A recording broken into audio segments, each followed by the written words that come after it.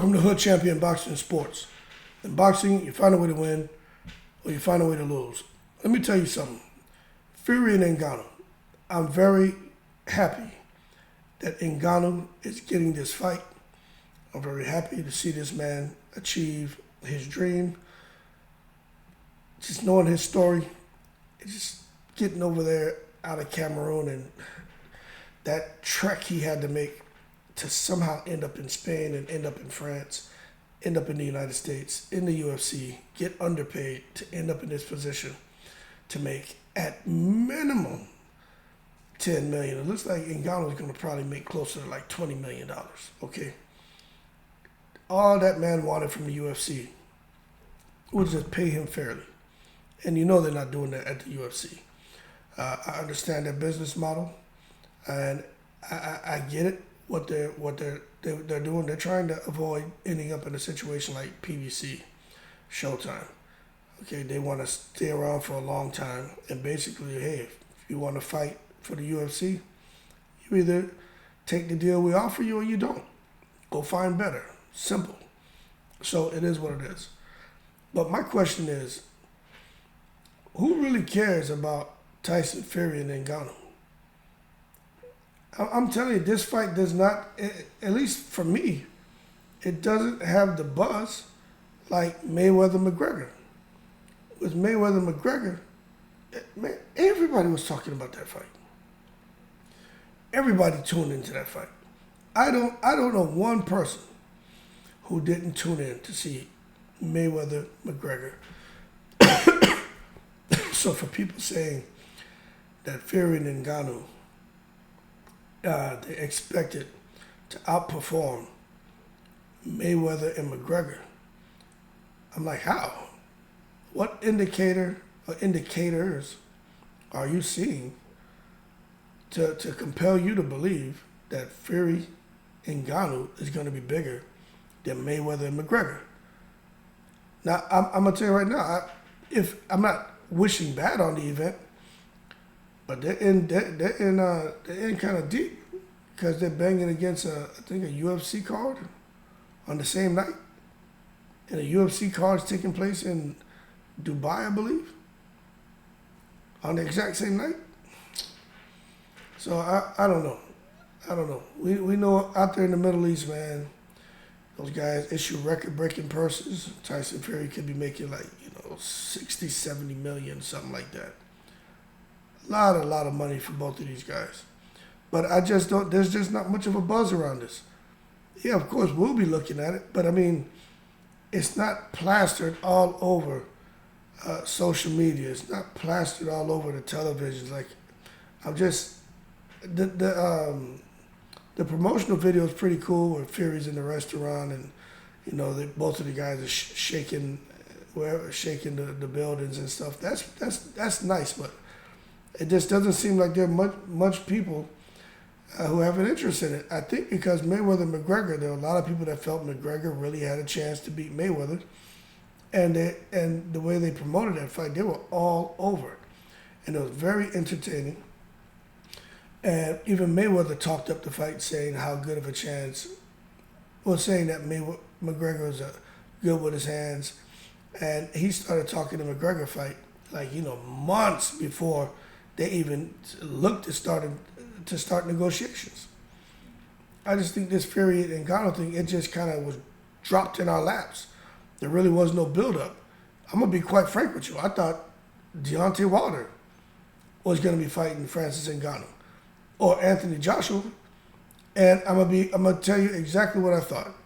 I thought because Francis Ngannou was African from Cameroon, Anthony Joshua, parents being him being of Nigerian heritage, and then Deontay Wilder, who says he's Nigerian. Yo, I really felt that it would have been a case of kind of an Africa against Africa deal, and for the fight to happen between these African fighters out there on the continent of Africa.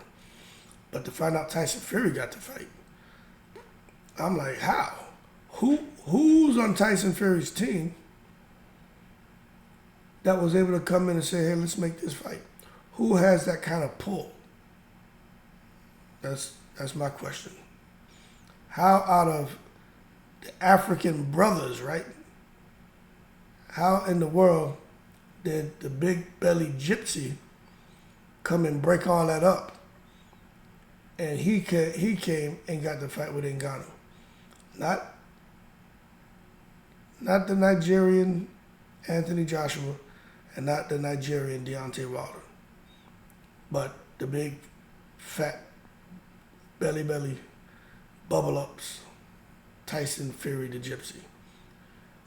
Hey, all I'm saying is how. But that being said, it just doesn't. I just don't think it's gonna perform that well, pay-per-view wise and everything. I just don't think it's gonna hit the marks. I don't. It's just nothing exciting about it, and that could be because no one gives Ngannou a chance to win the fight.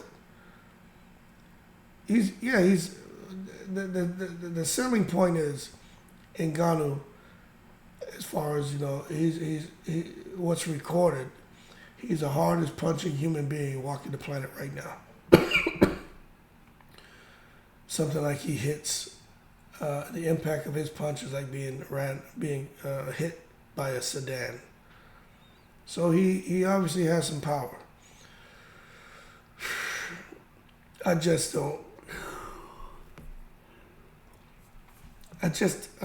sitting here, man, and I'm watching him spar. I'm watching him hit the mitts. I'm watching his footwork. Don't get me wrong, he's got the power, but man, he just looks slow. He just looks like he should not get in the ring with Tyson Fury. And I'm gonna be honest with you, that's how I feel. But that being said, we'll see how it goes, man. That being said, man, shout out to everybody.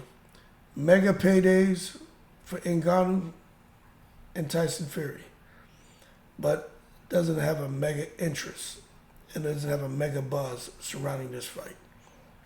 Maybe out there in the Middle East because everybody is clamoring over it and excited about it. It's being promoted very well over there. But I haven't heard anybody talking about this fight. Nobody. You know what everyone's talking about? People are all talking about Crawford. Tszyu, Crawford Charlo, Crawford Canelo.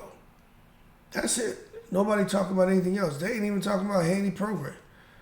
Nobody even talking about Tank Davis, Shakir Stevenson. There's a whole lot of talk about what the hell's going on with PBC and Showtime. But fighters, the only fighter that people are talking about is Terrence Crawford. That is it.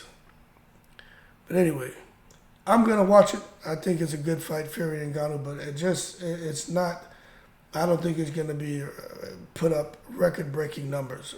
I don't. And I think it's one thing to have lofty expectations. It doesn't mean it can't happen, but it's just very, very lofty. But the expectation of Tyson Fury and Ngannou breaking all the pay-per-view records that Floyd Mayweather and McGregor set, that's not a lofty expectation. That's taking it to the stupid. Y'all keep cool. I'm in the breeze.